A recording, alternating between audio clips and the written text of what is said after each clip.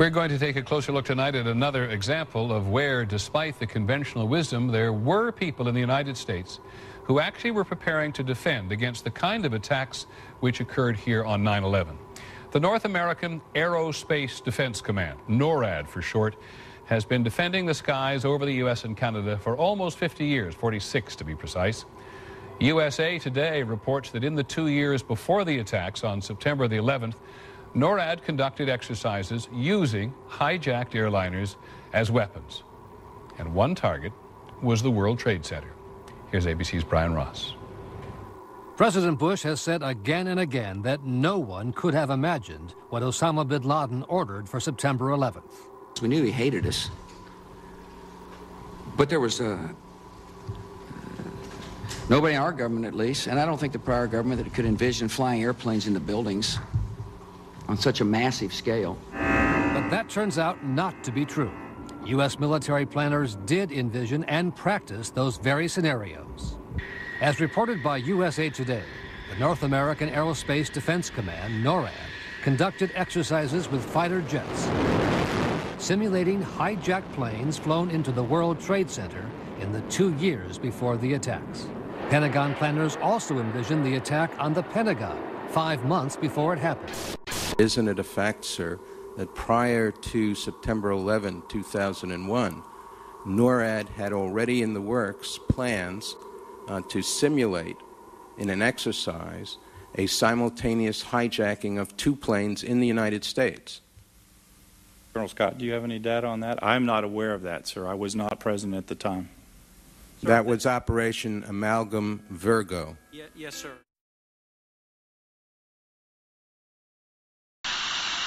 Still to come are questions, big questions, about NORAD's response on the day of the attack. Why, despite all the exercises and the planning, Peter, jet fighters were not in place anywhere near New York or Washington. Quite an amazing story. Many thanks, Brian. Brian Ross.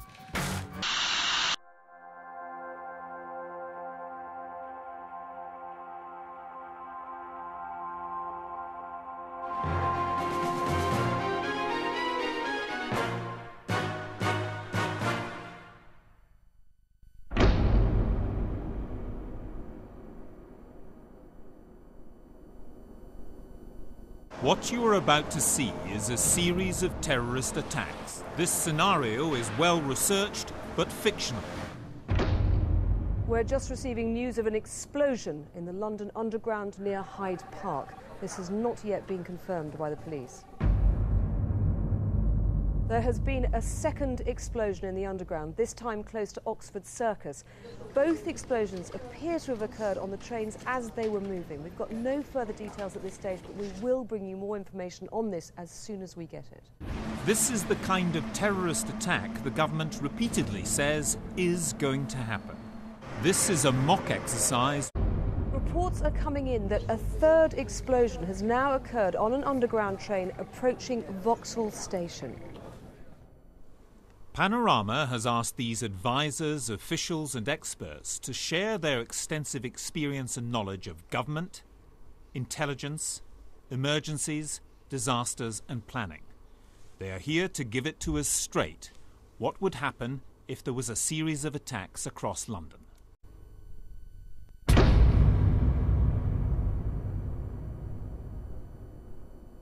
We shouldn't assume that necessarily the tube trains on their own were indeed the targets. There may be a different aim behind this, and we've got to keep that in mind as we go along. The intelligence assets would be out and about. 2, 1, and key. Well, I think we can go now to our traffic reporter, Jenny Martin, who's above London as we speak. Jenny, what's it looking like from up there? Well, the situation looks far from encouraging.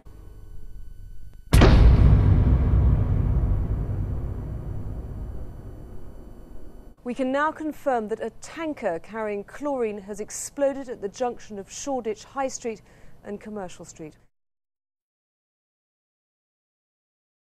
Tonight's exercise was plausible, but it was, of course, fictional. We have, of course, been warned.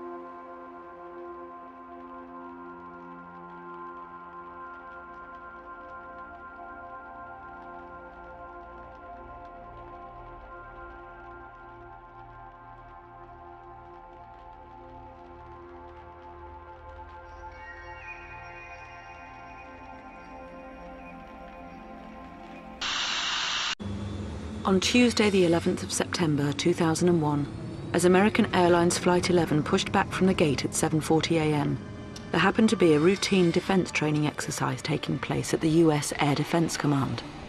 Hi, Boston Center, Team U. We have a problem here. We have a hijacked aircraft headed towards New York, and we need you guys we need someone to scramble some F-16s or something up there.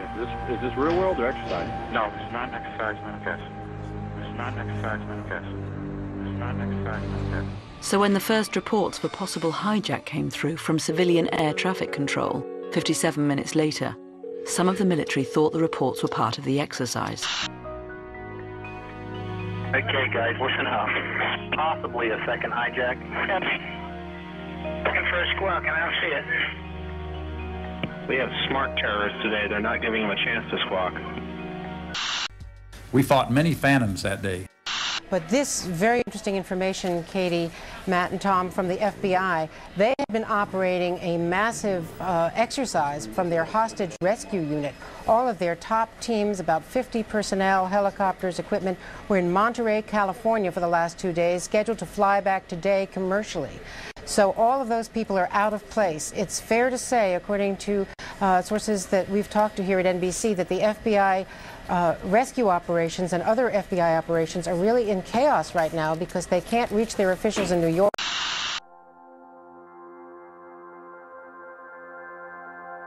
The thing that concerns me is that what are we doing for the thousands of men and women actually who are in London working? And I say that because at 9:30 this morning we were actually running an exercise for over a company of 1,000 people in London based on simultaneous bombs going off precisely at the railway stations that happened this morning. Today we were running an exercise for a company, bearing in mind I'm now in the private sector, and we sat everybody down in the city, 1,000 people involved in the whole organisation, but the crisis team. And the most peculiar thing was we based our scenario on the simultaneous attacks on the Underground and mainline station. So we had to suddenly switch an exercise from fictional to real. And one of the first things is get that bureau number. When you have a list of people missing, tell them. And it took a long time. Just to get this right, you were actually working today on an exercise that envisioned virtually this scenario.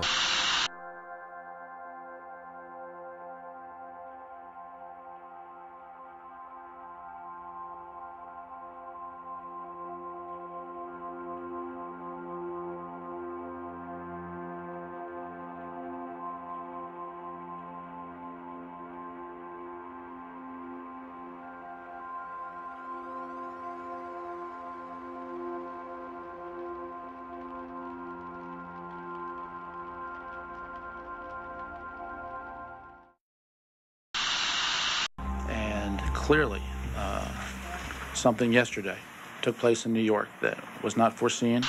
I don't think anybody could have predicted that they would try to use an airplane as a missile, a hijacked airplane as a missile. Nobody in our government, at least, and I don't think the prior government that could envision flying airplanes into buildings on such a massive scale.